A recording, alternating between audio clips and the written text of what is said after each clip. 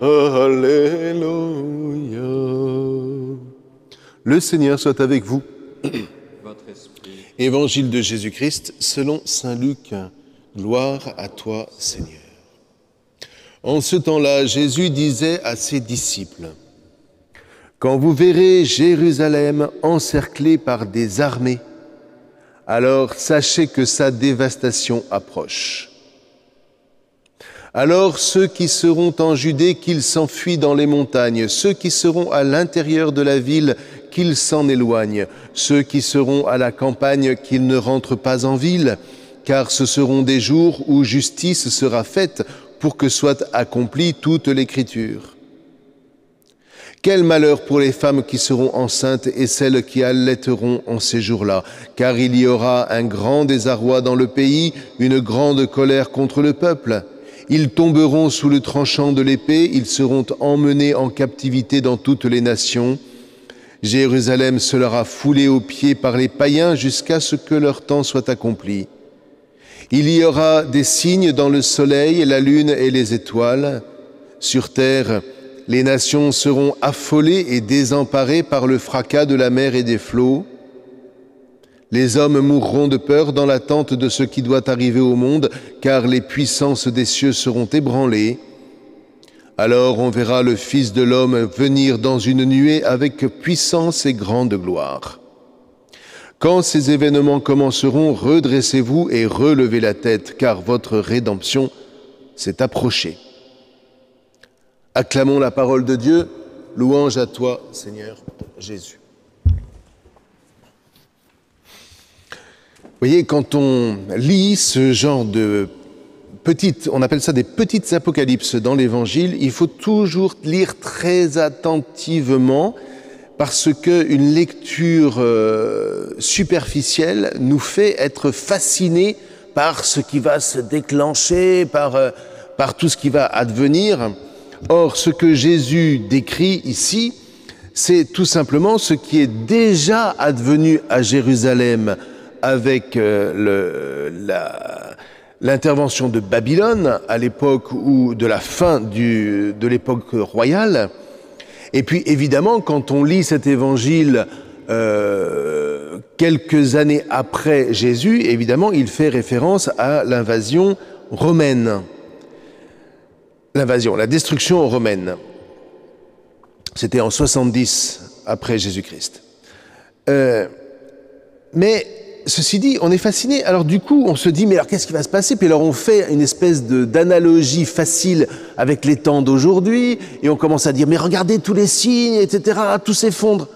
Alors que le cœur de ce passage-là tient dans les derniers mots de Jésus. Quand ces événements commenceront, redressez-vous et relevez la tête, car votre rédemption est proche.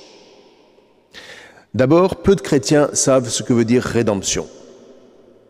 C'est désolant parce que c'est un mot essentiel. La rédemption, c'est le rachat.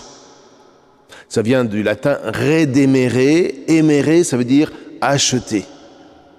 Bon, ça a donné ensuite faire des emplettes. Vous voyez, c'est la même chose.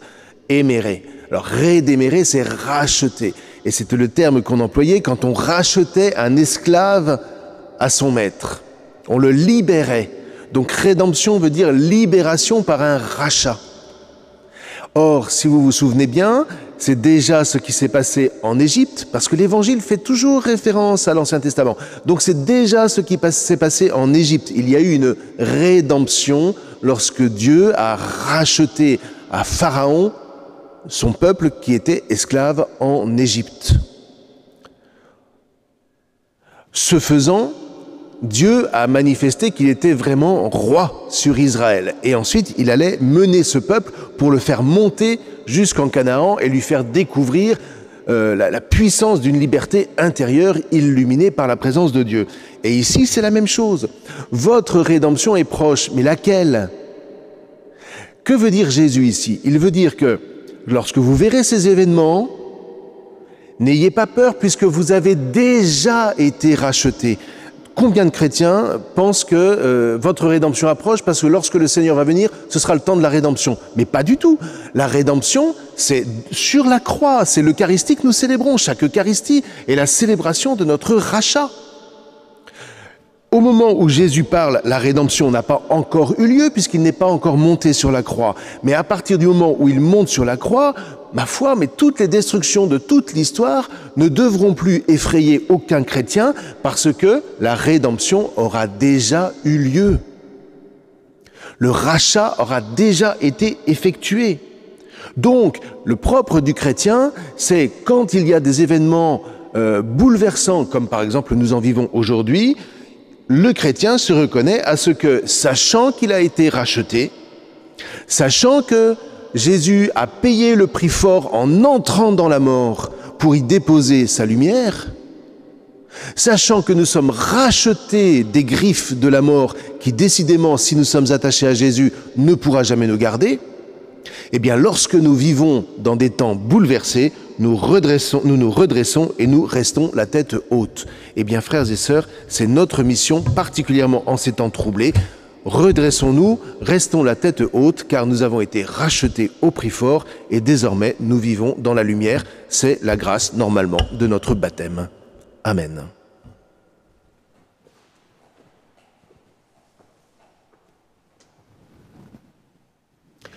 Et maintenant, bénissez le Seigneur votre Dieu, rendez-lui grâce pour ce qu'il a fait pour vous. Et maintenant, bénissez le Seigneur votre Dieu, rendez-lui grâce pour ce qu'il a fait pour vous.